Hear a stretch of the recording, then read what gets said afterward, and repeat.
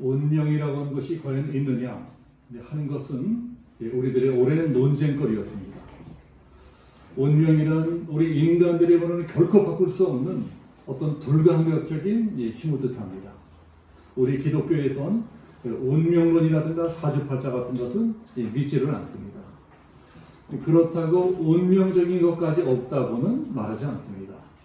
그런 것이 있기는 있습니다. 우리 인생에는 내 힘으로는 도저히 바꿀 수 없는 어떠한 불가항력적인 그런 것들이 있기는 있습니다. 예를 들어서 내가 우리나라에 태어났다는 것, 내가 대한민국에 태어나서 대한민국 국민으로 살아간다는 것, 이것은 운명입니다. 이것은 바꿀 수가 없습니다. 내가 우리 부모님께서 태어나서 우리 부모님이 자식이 되었다는 사실, 그것도 바꿀 수가 없습니다. 그것도 운명입니다. 내가 백인도 아니고 흑인도 아니고 아시아계 황인종으로 태어났다는 사실도 바꿀 수 없습니다. 그것도 우리들의 운명입니다. 내가 태어난 시대도 바꿀 수 없습니다. 우리들은 태어난 시대를 바꿀 수가 없어요. 우리가 이 시대를 살아가는 것, 이것도 우리들의 운명입니다. 태어나 보니까 하필 안 좋은 시대야. 어쩔 수 없습니다. 그것도 우리들의 운명입니다. 사람 중에는 시대를 잘못 태어나서 고생하는 사람도 있습니다. 사람 중에는 부모를 잘 만나서 고생하는 사람도 있습니다. 좀 잘 사는 나라에서 왕족이나 귀족이나 재벌의 자식으로 태어났으면 좋을 터인데 태어나 보니까 가난한 나라고, 태어나 보니까 가난한 부모고, 태어나 보니까 부모가 종이고 부모가 노예인 것입니다. 그런 사람들의 운명은 태어나는 순간부터 이미 끝장이 났습니다. 부모가 종이면 자식도 종입니다.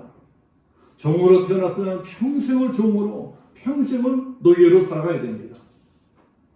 그게 이 세상이 말하는 운명이라고 하는 것입니다. 그런 운명은 바꿀 수가 없습니다. 발버둥 쳐도 바꿀 수가 없어요. 그러나 하나님 나라는 다르다는 것입니다. 하나님 나라에서는 그와 같은 운명도 바꿀 수가 있습니다. 하나님은 그 어떤 운명도 다 바꿔주십니다. 우리가 성경에서 그런 것을 배우고 있습니다. 이스라엘은 노예 민족이었습니다. 노예들이었어요. 당시 세계 최강의 제국 이집트에서 무려 400년 동안이나 노예로 살았습니다. 그런 나라에서, 그런 강한 나라에서 노예들이 자기들 스스로의 힘으로 노예에서 벗어난다고 하는 것은 이건 완전히 불가능한 일입니다. 100% 불가능한 일입니다. 그런데 하나님은 그렇게 해주십니다. 노예에서 풀어주세요. 노예 생활에서 해방되게 해주십니다. 완전히 그 사람의 운명을 바꿔주신 것입니다. 이제까지 우리가 주로 그런 이야기들을 배웠습니다. 이제까지 우리는 주로 이스라엘 민족에 대해서 배웠습니다. 아브라함이라든가 모세라든가 여호사라든가 다윗이라든가 다 이스라엘 사람들입니다. 성경은 맨 그런 사람들에 대해서 쓴 책입니다. 자, 그러나 오늘은 이스라엘 민족이 아닌 다른 민족, 즉 이스라엘 사람이 아닌 이방인들, 그러니까 기브온 사람들에 대해서 좀 배워보려고 합니다. 요새 우리들이 무슨 이야기를 배우고 있습니까? 이스라엘 사람들이 가나안 땅을 정복하는 이야기를 배우고 있습니다. 이스라엘 사람들이 가나안 땅에 살고 있는 사람들과 전쟁을 벌이고 있습니다. 하나님이 도와주셔서 여리고 성도 정복했고 지난주에는 아이 성도 정복했습니다. 그런데 가나안 땅을 정복할 적에 너희들 꼭 이렇게 해야 된다 하고 하나님께서 명령하신 것이 있습니다. 자, 그것이 무엇이냐? 너희들이 가나안 땅을 정복할 때 인종사정 보지 말고 모조리 다 진멸시키라는 것입니다. 당시 가나안 땅에는 7 족속이 살고 있었는데 그 7 족속을 모조리 다 정멸시켜라. 그 사람들이 항복하겠습니다. 그래도 절대로 그 항복을 받아들이면 안 된다. 우리 평화협정 맺고 평화롭게 살아갑시다. 이 싸울 거 뭐 있습니까? 전쟁할 거 뭐 있습니까? 우리 전쟁하지 말고 싸우지 말고 평화협정을 갖고 평화롭게 오순도순 같이 살아갑시다. 그래도 그렇게 하면 안 된다. 가나안 땅에 살고 있는 7 족속을 모조리 다 전멸시켜야 된다. 하나님께서 신명기 7장에서 모세를 통해서 그런 명령을 하셨습니다. 신명기 7장에 그런 말씀이 있어요. 내 하나님 여호와께서 너를 인도하사 내가 가서 차지할 땅으로 들이시고 내 앞에서 여러 족속, 헷 족속과 길라스 족속과 아모리 족속과 가나안 족속과 브리스 족속과 히위 족속과 여부스 족속 곧 너보다 많고 힘이 센 7 족속을 쫓아내실 때에 내 하나님 여호와께서 그들을 내게 넘겨 내게 치게 하시리니 그때 너는 그들을 진멸할 것이라. 그들과 어떤 언약도 하지 말 것이요 그들을 불쌍히 여기지도 말 것이며. 이게 하나님의 명령이에요. 모조리 다 진멸시켜라 명령하신 것입니다. 이스라엘이 그 명령대로 순종을 합니다. 그래서 여리고 성과 아이 성을 점령할 적에 어른부터 아이까지 모조리 다 전멸시켜 버립니다. 모조리 싹쓸이 버려요. 예, 그래서 성경을 보면서 이건 좀 너무한 것 아니냐? 이건 너무 잔인한 것 아니냐? 사랑의 하나님이 어쩌면 이렇게 될 수 있느냐? 이러는 분들도 계십니다. 예, 그러나 하나님의 속성에는 사랑만 있는 것이 아닙니다. 하나님은 사랑의 하나님이기도 하시지만 또 공의의 하나님도 되십니다. 공의의 하나님. 공의의 하나님은 죄를 미워하세요. 죄는 철저히 심판해야 됩니다. 하나님이 죄를 얼마나 미워하시는지는 우리들의 죄를 용서해 주시기 위해서 예수님까지 십자가에 못 박아 죽이는 것을 보면 알 수 있습니다. 그 정도로 죄를 미워하신다는 것입니다. 하나님이 가나안 사람들이 짓는 죄를 보면서 막 분노하십니다. 너무너무 분노하십니다. 가나안 사람들이 짓는 죄를 보면서 너무너무 분노하셔서 저 악한 것들을 모조리 심판하라, 모조리 쓸어버려라. 심판하라고 이스라엘 백성들을 가나안 땅에 들여보내십니다. 그리고 가차없이 심판하십니다. 하나님은 죄를 심판하시기 전에 오래 참으십니다. 우리 하나님은 참는데 명수예요. 오래 인내하십니다. 죄를 회개하고 돌이킬 수 있는 충분한 시간을 주십니다. 그러나 그래도 끝까지 회개하지 않으면 마침내 심판하시는데 그 심판은 무시무시합니다. 절대로 봐주지 않으세요. 노아의 홍수 때 그렇게 심판하셨습니다. 소돔과 고모라 때 그렇게 심판하셨습니다. 물로 심판하시고 불로 심판하십니다. 홍수로 다 썰어버리시고 유황불로 다 썰어버리셨습니다. 마지막 날에도 그렇게 심판하시겠다고 우리들에게 경고하십니다. 예수님이 재림하실 때 그렇게 심판하시겠다고 예언하신 책이 요한계시록입니다. 우리들이 작년에 요한계시록도 배웠습니다. 그래서 우리들은 하나님을 두려워할 줄 알아야 됩니다. 하나님이 언제까지나 사랑의 하나님이 아니십니다. 죄짓고 회개하지 아니하면 어느 순간에 무서운 하나님으로 나타나십니다. 그러면 우리들은 박살나는 것입니다. 내 인생 초토화 되는 것입니다. 가나안 땅에 살고 있는 7 족속도 그렇게 심판하십니다. 모조리 진멸시키십니다. 그렇다면 가나안 땅에 살고 있는 사람들이 도대체 무슨 죄를 짓고 살았기에 하나님이 그렇게 분노하시느냐? 꼭 우상 숭배 때문이 아니라는 것입니다. 그 당시에는 다른 이방인들도 다 우상 숭배하며 살았습니다. 하나님이 그 사람들에게 특히 더 분노하신 까닭은 가나안 땅이 너무나 음란한 땅이었기 때문에 그렇습니다. 그 사람들이 성적으로 너무나 음란하게 살았습니다. 너무 타락한 것입니다. 그래서 이스라엘 사람들에게 너희들 가나안 땅에 들어가서도 절대로 그 사람들의 풍속을 따르면 안 된다 하고 경고하신 것이 있습니다. 가나안 사람들의 풍속이라는 것이 어떤 것이냐? 그것이 레위기 13장에 18장에 자세하게 나와 있습니다. 자, 레위기를 보시면 이런 말씀들이 있어요. 자 들으시기 바랍니다. 내 어머니의 하체를 범하지 말라. 이게 무슨 말이에요? 아들이 어머니하고 성교를 한다는 것입니다. 제가 망측스러워가지고 말도 못하겠습니다. 도대체 어머니하고 아들이 성교를 한다는 것이 이게 말이나 되는 소리입니까? 그런데 가나안 사람들은 그 짓을 했다는 것입니다. 그게 가나안 사람들의 풍속이래요. 어머니하고 아들이 서로 성교를 할 정도니 다른 사람하고야 말할 것도 없습니다. 그 다음에 계속 경고를 하시는데 내 자매의 하체를 범하지 말라. 그 인간들이 누나하고도 그 짓을 하고 너희 동생하고도 그 짓을 했다는 것입니다. 그뿐이에요. 내 손녀를 범하지 말라. 할아버지가 손녀딸을 범한대요. 할아버지가 손녀딸을 그 짓을 합니다. 그게 어디 인간들이에요? 개만도 못합니다. 내 고모와 이모를 범하지 말라. 고모하고 이모하고도 그 짓을 합니다. 내 며느리를 범하지 말라. 며느리하고도 그렇게 한다는 것입니다. 그러나 나중에는 남자와 남자가 상관하지 말라. 동성애까지 한다는 것입니다. 동성애가 창궐합니다. 그러다 나중에는 짐승과 교합하지 마라. 이 미친 사람들이 짐승하고도 그런 짓을 했다는 것입니다. 말이나 낙타나 염소나 양하고 막 그런 짓들을 합니다. 그 더러운 짓들이 이 가나안 땅의 풍속이었습니다. 그 더러운 일들을 아무렇지도 않게 막 하고 살았다는 것입니다. 하나님이 그 꼴을 보면서도 무려 400년 세월을 참으십니다. 그 400년 세월 동안 이스라엘은 뭐 하고 있었습니까? 애굽에서 종살이하고 있었어요. 하나님 준비시키신 것입니다. 그 400년 세월 동안 가나안 땅에는 악이 쌓이고 또 쌓입니다. 악이 쌓이고 쳐 쌓여가지고 더 이상 막 흘러넘칠 지경이 되니까 하나님이 인내하시다 드디어 심판하십니다.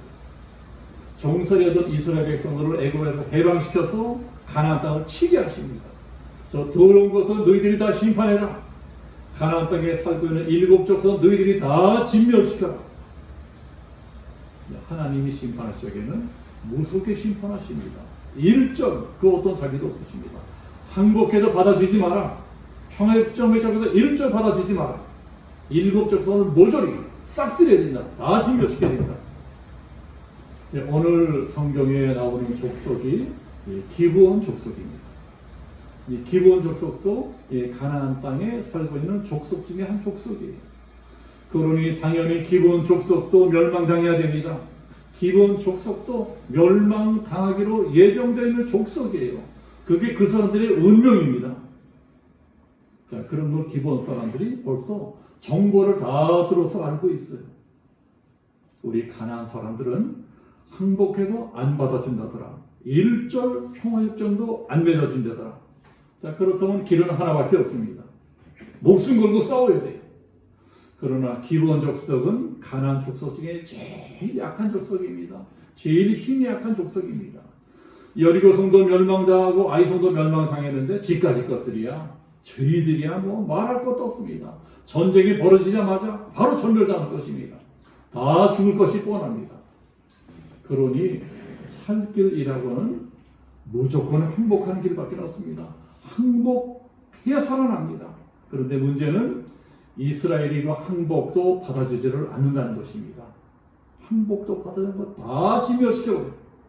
그러니까 이 사람들이 어쩔 수 없이 속임수를 쓰기로 생각합니다. 우리들이 살기 위해서는 이 길밖에는 없다. 그래서 자기들은 가나안 족속이 아닌 것처럼 변장을 하고 사신들을 여호수아에게로 보냅니다.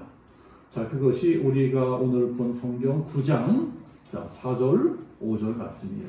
자, 우리 4절 5절 한번 봅시다. 자, 4절 5절 보시면은 꾀를 내어 사신의 모양을 꾸미되 헤어진 전대와 헤어지고 찢어져서 기운 가죽 포도주 부대를 나귀에 싣고 그 발에는 낡아서 기운 신을 신고 낡은 옷을 입고 다 마르고 곰팡이나 떡을 준비하고 이렇게 한다는 거예요. 이렇게 아주 멀리서 온 나그네처럼 서겼다는 것입니다. 여호수아가 그 사람들의 꼴을 보니까 아이고 행색이 말씀이 아닙니다. 아주 먼 데서 온 사람들 같아요. 아주 먼 데서 여행한 사람들 같습니다.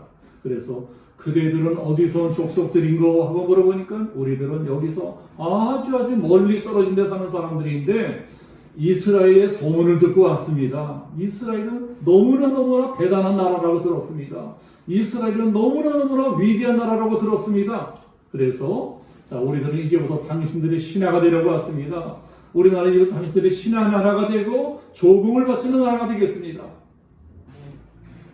그 말에 여호수아가 깜빡 속아 넘어갑니다. 이스라엘은 대단한 나라입니다. 이스라엘은 위대한 나라입니다. 우리는 당신들의 종이 되어서 위대한 당신의 나라에 종을 바치겠습니다. 이게 얼마나 듣기 좋은 말이에요. 냅다 칭찬하니까 칭찬하는 말에 여호수아가 깜빡 속아 넘어갑니다. 우리들도 누가 칭찬할 때 좀 조심해야 됩니다. 사기꾼들이 사기칠 적에 꼭 칭찬을 한다고요. 칭찬을 받으면 기분이 좋아져가지고 경계심이 풀어집니다. 그때 사기치면 깜빡 넘어가는 겁니다. 여호수아도 칭찬하고 깜빡 쓰고 넘어갔어요. 깜빡 쓰고 넘어가서 기도도 해보지 않고 그 사람들하고 평화조약을 맺습니다. 우리가 무슨 일을 할 적에 기도도 해보지 않고 하면 꼭 후회합니다. 꼭 실수하게 돼요. 여호수아가 세상에 기도도 해보지 않고 너무나 기분이 좋아가지고 그래 우리 평화조약 맺자. 아니 실수한 것입니다. 그것이 15절 말씀이에요. 여호수아가 그들과 화친하여 그들을 살리리라는 조약을 맺고 회족 족장들이 그들에게 맹세하였더라. 그런데 며칠 지나서 속은 것을 알게 되었습니다. 16절이에요. 자, 16절 보시면 그들과 조약을 맺은 후 사흘이 지나서야 그들이 이웃에서 자기들 중에 거주하는 자들이라 함을 들으니라. 세상에 알고 보니까 바로 옆 동네에 살고 있는 족속들이에요. 다 진멸시키는 족속들입니다. 그것을 너가 깜빡 속아서 평화조약을 맺어버렸습니다. 네, 지금도 그렇지만 국가와 국가 간에 맺은 계약은 함부로 깨면 안 됩니다. 고대 세계에서는 더했습니다. 한 번 맹세한 것은 반드시 지켜야 됩니다. 속아서 한 맹세도 함부로 깨지는 못해요. 만약에 그런 약속을 함부로 깨버리면 청벌을 받을 것이다.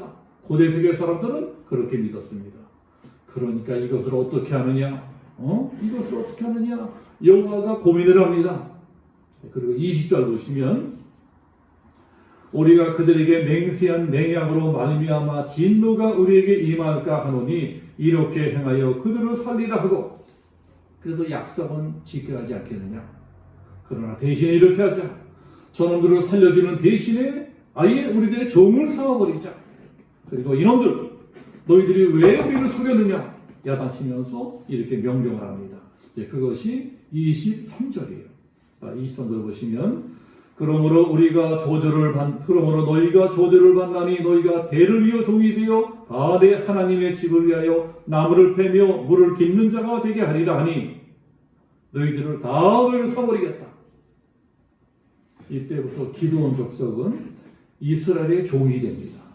성전에서 나무를 패고 물을 깃는 일을 하는 노예로 살게 됩니다. 노예로 산다는 것은 비참한 일입니다. 그것도 자기들만 노예로 사는 것이 아니고 자식들까지 다 노예가 됩니다. 후손들까지 다 노예가 되어 살게 됩니다. 이때부터 기브온 하면은 천대받는 인생이 되었습니다. 이스라엘에서 기브온 하면은 천대받는 인생들의 대명사가 되었습니다. 자, 기브온이라고 하는 이름을 우리가 이해하기 쉽게 말씀드리자면 조센징이라고 해서 조센징. 자, 조센징이라고 하는 말 알고 계시죠? 자, 일본 사람들이 우리 민족을 무시해서 부르던 말입니다. 일제 때 우리 민족이 일본 사람들에게 조센징 하면서 천대받고 살았습니다. 기브온 사람들도 그렇게 된 것입니다.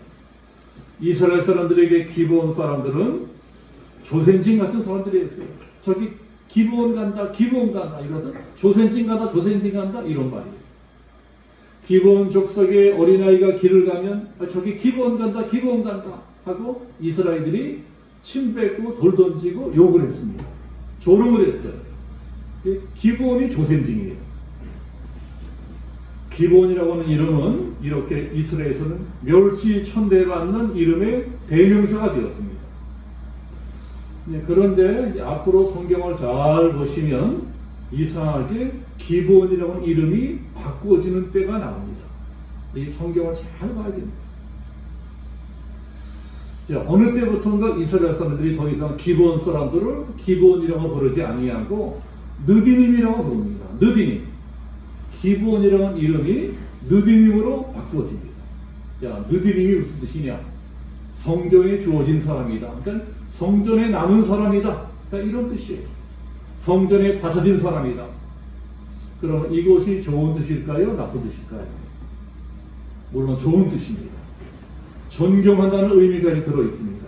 그렇다면 천대받는 기브온이라고 하는 이름이 왜 갑자기 느디님이라고 하는 좋은 이름으로 바꿔졌느냐? 거기에 역사적인 사건이 있었습니다. 역사적으로 이스라엘이 바벨론이라는 나라에 패망한 때가 있었습니다. 나라가 바벨론에 멸망을 당합니다. 자, 이것은 제가 다니엘서 공부할 적에 자세하게 말씀을 드렸습니다. 이스라엘 민족에게 큰 비극이 일어납니다. 나라가 멸망당하고 성전까지 다 불타버리고 수많은 사람들이 바벨론 나라로 포로로 끌려갑니다. 그때 기브온 사람들도 같이 끌려갔습니다. 기브온 사람들도 이스라엘 사람들과 똑같이 남의 나라 땅에서 포로로 살게 되었습니다. 네, 그러다가 70년 세월이 지나자 페르시아 제국이 일어나서 바벨론을 쳐서 멸망시킵니다. 그리고 페르시아 제국의 황제가 이스라엘 사람들을 고향 땅으로 돌려보내줍니다. 고향 땅 예루살렘으로 돌려보내서 성전까지 지을 수 있도록 허락을 해줍니다.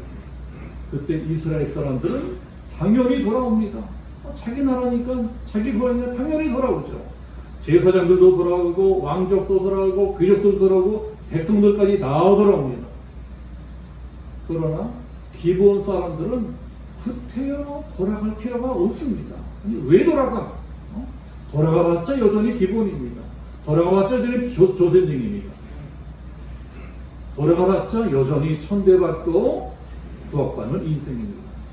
그러니 예루살렘으로 돌아가서 기브온 족속에 천대받고 멸시받고 사나니 차라리 차별 없는 이 페르시아 제국에서 잘 먹고 잘 사는 것이 낫습니다. 그런데 기브온 사람들이 어떻게 하느냐? 이스라엘 사람들을 따라서 다 돌아옵니다. 천대받고 무시당하고 구원받을 줄 알면서도 다 예루살렘으로 돌아옵니다. 예루살렘으로 돌아가서 무슨 일을 하느냐? 성전 건축하는 일을 합니다. 우리는 원래 성전에서 일하던 노예들이었다. 그러니 앞으로도 계속 그 일을 하겠다는 것입니다. 노예라도 좋다. 비록 성전에서 나무나 패고 물이나 끼는 일을 한다 할지라도 그 일도 영광스러운 일이다. 하나님을 섬기는 일이 얼마나 영광스러운 일이냐. 성전에서 허드렛 일이라도 하겠다고 열심히 성전을 건축합니다. 그 모습을 보고 이스라엘이 감동을 받습니다.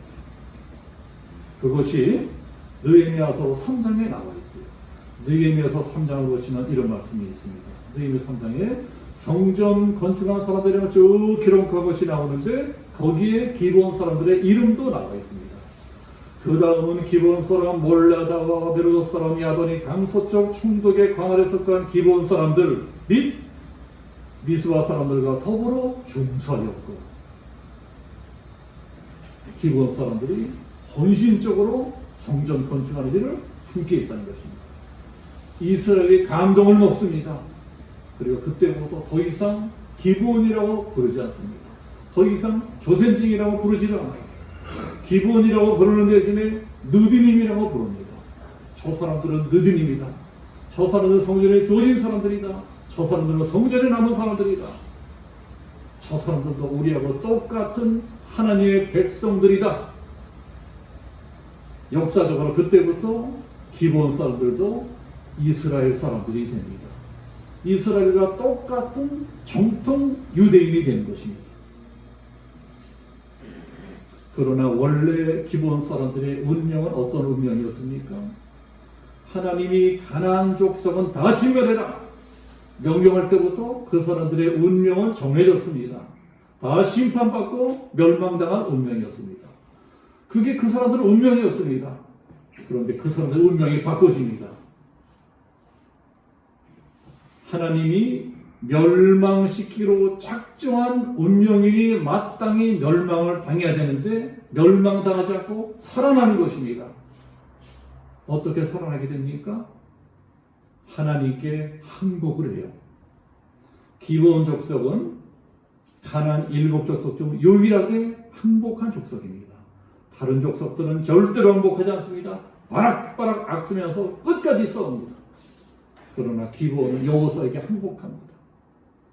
여호수아에게 항복한 것이 하나님께 항복한 것입니다. 여호수아는 속았지만 하나님은 속지 않았어요. 하나님은 다 알고 계셨습니다.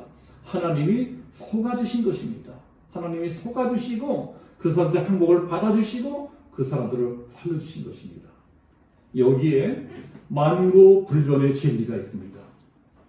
우리 하나님은 하나님께 나와서 항복하는 사람들을 절대로 버리지 않습니다. 하나님께 항복한 사람들은 절대로 버리지 않는다. 이것이 성경의 만고불변의 진리입니다. 아무리 큰 죄인이라도 하나님 앞에 나와서 항복하면 다 용서해 주십니다. 오늘날도 우리들이 예수 믿고 회개하고 하나님께 항복하면 다 용서해 주십니다. 아무리 큰 죄를 지은 죄인도 다 용서해 주십니다. 하나님께 항복하면 운명도 바꿔주세요. 죽을 목숨 살려주십니다. 가나안 족속들은 다 전멸시켜라. 이것은 하나님 자신이 직접 내린 명령입니다. 하나님 자기가 직접 내렸어요. 그런데 항복하면 그 명령까지도 취소하십니다. 하나님 자신이 직접 정해놓으신 운명까지 바꿔놓으신다는 것입니다. 자, 우리들이 운명을 어떻게 바꿀 수가 있느냐? 하나님께 납작 엎드리면, 하나님께 항복하면 바꿔집니다. 우리가 하나님 편에 서면 운명이 바꿔집니다. 하나님은 운명도 팔자도 바꾸시는 분이십니다. 기브온은 팔자를 더럽게 타고난 족속입니다. 팔자를 더럽게 타고났어요. 평생 종노릇대로 살아야 되는 비참한 운명으로 태어났습니다.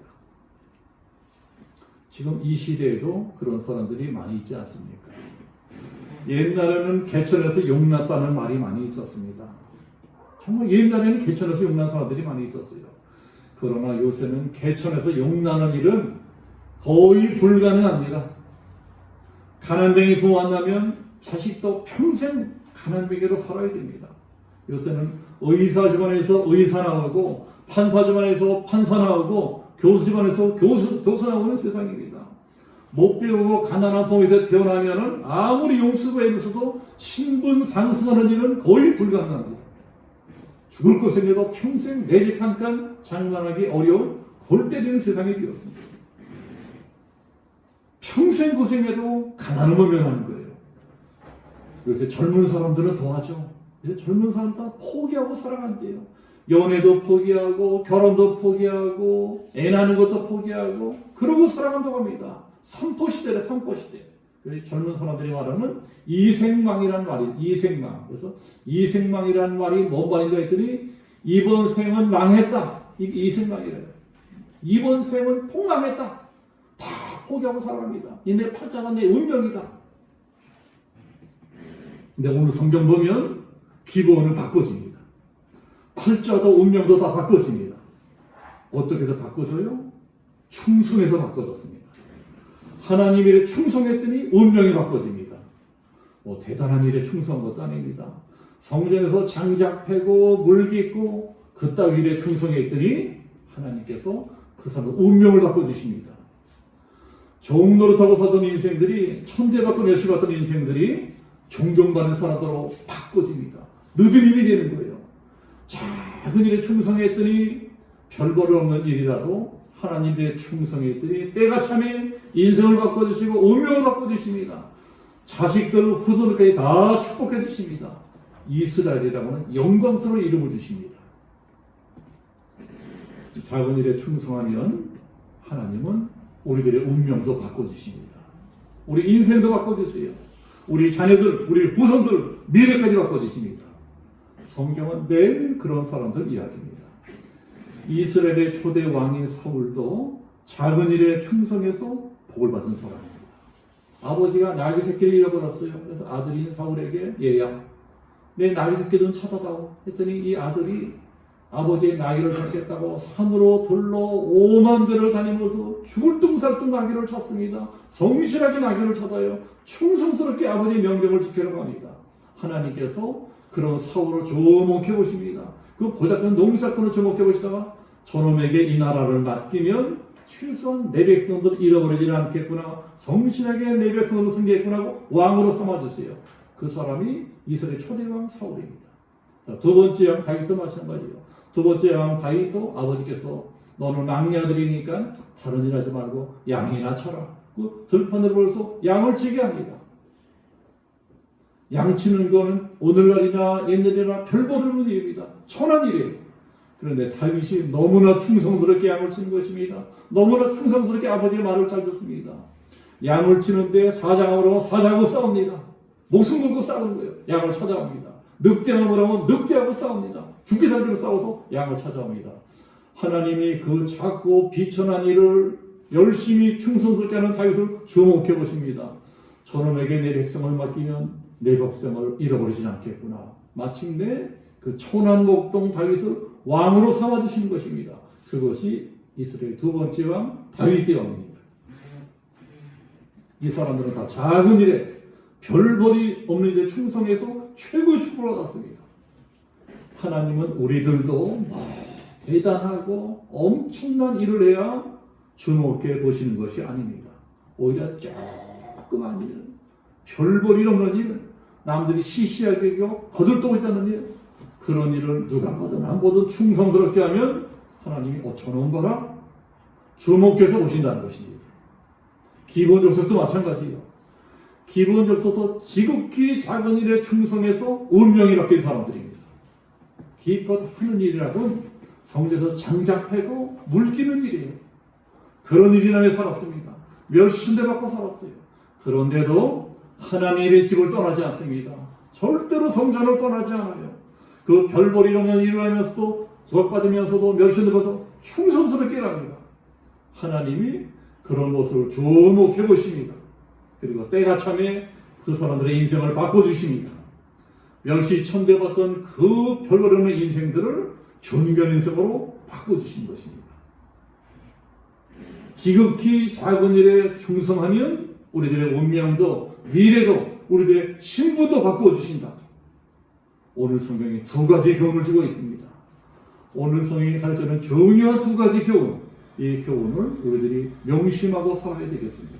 자, 첫 번째, 하나님께 항복하면 죽을 운명도 바꿔주신다. 자, 두 번째, 아무리 작고 보잘것없는 일이라도 하나님께 충성하면 우리 인생을 바꿔주신다. 우리 미래도 바꿔주신다. 맨 나중에 신분까지 바꿔주신다. 개천에서 용나게 해주신다는 거예요. 묵묵히 하나님께 충성하면 누가 보든 안 보든 그죠. 묵묵히 충성하면 내가 아무리 별볼이라고 비천한 인생이라도 하나님이 때가 되면 존귀한 인생으로 바꿔주신다. 나뿐만이 아니고 내 자식들, 우리 후손들의 운명까지도 존귀하게 바꿔주신다. 이것이 성경이 일관되게 우리에게 가르쳐주시는 불변의 진리입니다. 우리 오늘 이 말씀을 굳게 붙들고 지금 내 형편과 처지가 어떠하든 누가 알아주든 아니든 하나님 앞에서 내가 할 수 있는 최선의 충성을 다하며 살아가리라 결단하고 실천하시는 우리 양준영 속교의 모든 성도들 되시기를 예수님의 이름으로 축복합니다. 아멘. 기도하겠습니다. 아버지 하나님, 기도원이라는 비참한 운명이 느드림이라는 존귀한 이름으로 바꿔지는 과정을 배웠습니다. 아버지 하나님, 우리도 원래는 기도원들이었습니다. 그러나 하나님께 우리를 느드림으로 바꿔주셨습니다. 아버지 하나님, 이제 이후로도 하나님 앞에서 묵묵히 성실히 충성할 적에 하나님께서는 내 인생도 운명도 미래도 신분도 자녀도 후손도 다 바꿔줄 것을 믿습니다. 존귀한 하나님의 자녀로 존경받으며 존중받으며 풍성하고 평등한 삶을 살아갈 수 있게끔 복 주시는 것을 믿나이다. 이 말씀을 굳게 믿고 하나님 말씀대로 순종하며 살기 위하여 오늘도 세상을 향하여 나아가는 이 자리에 계신 모든 자녀들을 축복하시고 기본이 느낌으로 바뀌는 축복의 인생을 살아갈 수 있게끔 운명과 인생이 바뀌는 축복의 인생이 될 수 있게끔 은혜 베푸시고 축복해 주옵소서. 감사드리오며 예수 그리스도 이름으로 기도하옵나이다. 아멘.